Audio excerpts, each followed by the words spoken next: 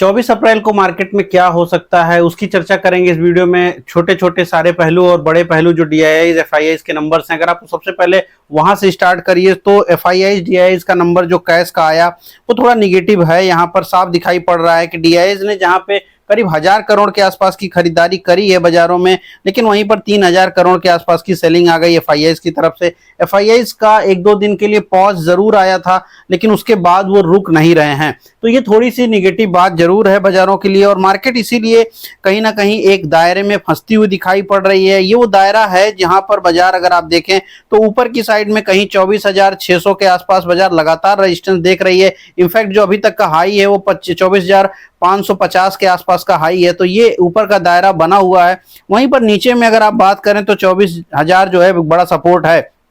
अब अगर जो हुआ है जियोपॉलिटिक्स में थोड़ा सा अगर आप समझें तो देखिए दो अच्छी चीजें भी हुई हैं। उनमें से एक ये अच्छी चीज है, यद्यपि ये भारतीय बाजारों के लिए अच्छी बात नहीं है कोई खास, लेकिन ये अमेरिकन मार्केट के लिए है। अमेरिकन मार्केट के लिए क्यों है? क्योंकि यहां पर दिख रहा है कि 15 बिलियन से ज्यादा का अमाउंट का जो यूं कहिए बाई बैक किया गया है ट्रेजरीज का यूएस मार्केट के लिए। ये उनके हिस्ट्री में सबसे बड़ा ट्रेजरी बाई बैक है। इसका असर क्या होगा? इसका असर ये होगा कि जो मार्केट है उसमें पैसे आएंगे, यानी लिक्विडिटी बढ़ेगी। इसको आप एक प्रकार से थोड़ा छोटा सा ही सही, लेकिन एक रेट कट की तरह समझिए कि अमेरिकन मार्केट में वो हुआ है। इसका असर अमेरिकन मार्केट के ऊपर पॉजिटिव पड़ेगा। लेकिन प्रॉब्लम ये भी है कि जिस तरह से जियोपॉलिटिक्स बदल रहा है, जिस तरह से तनातनी बनी हुई है, उसका असर भी है और वो इतनी जल्दी से खत्म होता दिख नहीं रहा है। अगर हम थोड़ा डेटा देखें, ओआई का डेटा ये आपके सम्मुख लगा हुआ है। ओआई का डेटा अगर आप देखें, लास्ट टाइम मैंने आपको मैक्सपेन का डेटा समझाया था कल परसों के वीडियो में, और तब आपको समझाया था कि जो बाजारों के हाईज हैं उस समय बाजार तकरीबन उसी दिन, चूंकि परसों ही 24,550 का हाई लगा था, मैंने आपको समझाया था कि मैक्स पेन में काफी प्रॉब्लम दिखाई पड़ रही है और उसके नाते मैक्स पेन काफी ऊपर चला गया था और वो लेवल अब वापस से नीचे की तरफ आ सकता था। यद्यपि वहां से मार्केट आज की डेट में आप देखें तो वहां से मार्केट करीब 400 पॉइंट नीचे आ भी चुकी है।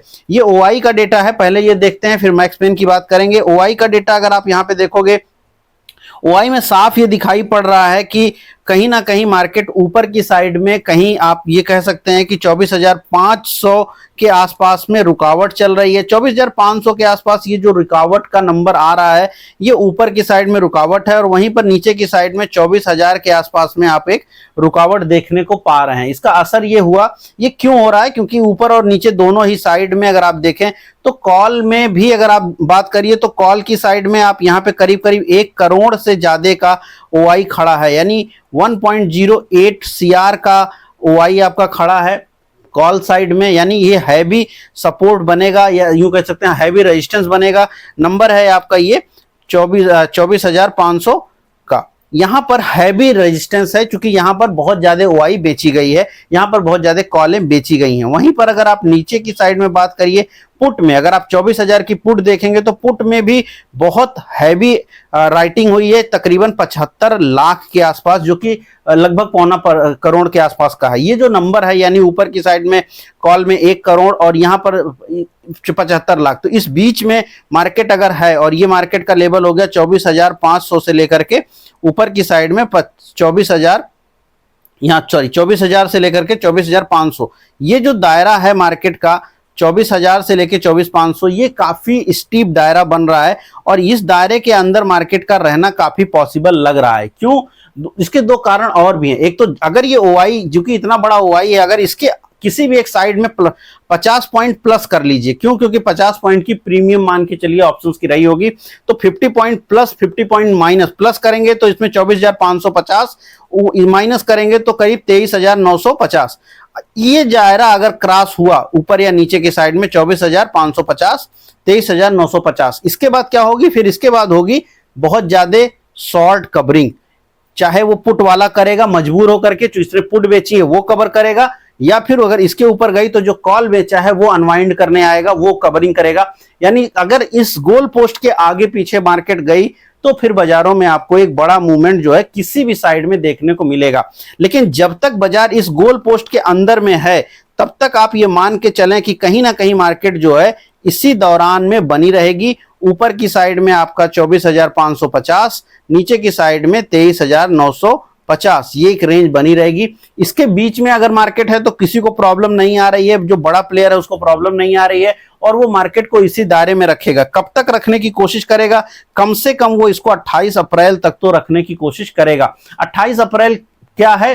आपकी एक्सपायरी है, ज्यादा दिन नहीं है, कल शुक्रवार का दिन है और उसके अगले 2 दिन बाद आपका एक्सपायरी है। की इंपॉर्टेंट पॉइंट ये भी है कि रिलायंस का आज रिजल्ट आएगा, कल रिजल्ट आएगा रिलायंस का शाम को, और उस रिजल्ट के बाद बाजार फिर एक मूवमेंट जाहिर सी बात है देखने की कोशिश करेंगे। लेकिन जनरली रिलायंस के रिजल्ट में इस बार उम्मीद बहुत ज्यादा पॉजिटिव नहीं है और इसके नाते ही पिछले कुछ दिनों से मार्केट में भी आप पिछले 1-2 दिनों से तो आपने बाजारों में थोड़ी सी गिरावट देखी है। अब अगर हम चार्ट के ऊपर जाएं और चार्ट में जो मैंने अभी कहा, तो ऊपर नीचे रेजिस्टेंस वही सेम पॉइंट बन रहा है, ऊपर 24,550 हो गया और नीचे की साइड में कहीं 23,950 ये रेंज बनी रहेगी।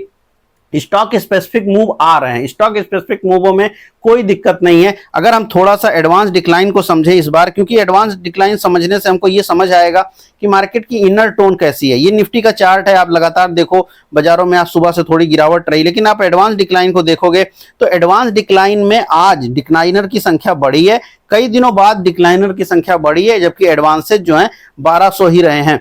अगर हम इसको थोड़ा सा इस तरह से देखें एडवांस डिक्लाइन के नंबर को कि दिन के दौरान ये किस तरह से काम किया है, तो ये नंबर है एडवांस डिक्लाइन का इंट्राडे चार्ट के हिसाब से। अगर यहां पे आप देखोगे इंट्राडे चार्ट इसका, तो सुबह के समय एडवांस डिक्लाइन में कोई ज्यादा डिफरेंस नहीं था, कहीं ना कहीं एक दूसरे के आस पड़ोस में ये काम कर रहे थे। लेकिन करीब 11 बजे के बाद और इवन 12 बजे के बाद जो है, क्योंकि 12 इंपॉर्टेंट इसलिए है क्योंकि 12 बजे यूरोप ओपन होने लगता है। अगर आप 12 बजे का समय देखेंगे, ये है 12 बजे का समय, और 12 बजे के समय के बाद फिर जो धीरे धीरे करके आपका डिक्लाइनर है उनकी संख्या बढ़ी है और एडवांसेज की संख्या घटी है। तो मार्केट में 12 से 1 बजे के बाद जो क्लियरिटी आई है आज दिन के दौरान, वो ज्यादा मार्केट को शाम के समय गिराने में मदद किया है। स्टॉक वाइज एडवांस डिक्लाइन शाम को ज्यादा गिरे हैं। सुबह के समय मार्केट काफी समतुल्य थी, काफी बराबर काम कर रही थी और उसके बाद भी कोई बहुत ज्यादा एरी फेरी नहीं कर रही थी, बट हाँ डिक्लाइनर की संख्या तब भी हाई थी। तो इनर टोन मार्केट की थोड़ी सी वीक जरूर हुई है आज, लेकिन अगर पिछले कुछ दिनों की बात करिए तो बाजारों ने जिस तरह से नीचे से रिकवरी दिखाई थी, और ये रिकवरी में काफी उछाल ऑलरेडी हुआ है। ये जो ऊपर की साइड में आपको एक रेड लाइन दिख रही है, ये आप ही के वीडियो के समय ही मैंने बनाया था। ये जो है वो पॉइंट से बाजारों की गिरावट है, जिस पॉइंट पर आपने डाउ जो आपने ट्रेड डील की जो अनाउंसमेंट आई थी उस पॉइंट से गिरा, और उसके बाद हमने एक हाइपर गिरावट देखी, नीचे सपोर्ट बनाया, देन अगेन ऊपर आए और अब इस पॉइंट से वापस से हम थोड़ा सा यहाँ कंसोलिडेट कर रहे हैं। उम्मीद आप ये कर सकते हैं कि ये जो कंसोलिडेशन है ये आगे भी जारी रहेगा। यहाँ पर ये भी बात आपको ध्यान रखनी है कि वापस से जो रुपया है यानी करेंसी है वो कहीं ना कहीं 94 पर पहुंच गई है, 94 के ऊपर निकल गई है, तो उसका प्रेशर बना रहेगा मार्केट के ऊपर। डॉलर के टर्म में अगर आप बात करिए 103 पर अब आज की डेट में क्रूड बिक रहा है, वो भी एक बड़ा भारी बात रहेगा। साथ में चुनाव जैसे खत्म हो जाएंगे उसके बाद उम्मीद ये की जा रही है कि 25% तक जो है ऑयल प्राइसेज बढ़ सकते हैं, जिसके नाते फिर महंगाई में वृद्धि होगी, तो वो एक बड़ी इशू हो सकता है। तो ये 3-4 बहुत महत्वपूर्ण बिंदु हैं जो मार्केट के लिए थोड़ा प्रॉब्लम खड़ा कर रहे हैं, तो उसका असर जो है बाजारों पे रह सकता है। और जियोपॉलिटिकल भी अगर आप बाजारों को देखें तो दुनिया की बाजारों में या दुनिया में जो कह सकते हैं कि ईरान और अमेरिका के नाते शांति आनी चाहिए तो वो अभी तक आई नहीं है। यद्यपि मार्केट ने इसको अब धीरे धीरे करके सुनना बंद करना शुरू कर दिया है, उसके ऊपर बहुत फोकस नहीं है, मार्केट का फोकस अब रिजल्ट्स के ऊपर जा चुका है, मार्केट अलग अलग चीजों को देखने लगी है। लेकिन फिर भी कहीं ना कहीं ये बड़ी घटनाएं हैं और जब तक ये पूरी तरह से सॉल्व नहीं हो जाती हैं तब तक तो मार्केट इसके बारे में ध्यान देगा ही देगा। तो ये अभी भी थोड़ा सा वहां प्रॉब्लम बना हुआ है, बट अगर हम चार्ट देख रहे हैं तो हमें टेक्निकली बहुत ज्यादा मार्केट खराब नहीं दिखती, एक दायरे में फंसी दिखती है, और उस दायरे का जो समाप्ति है वो संभव है कि 28 अप्रैल के बाद ही होगा।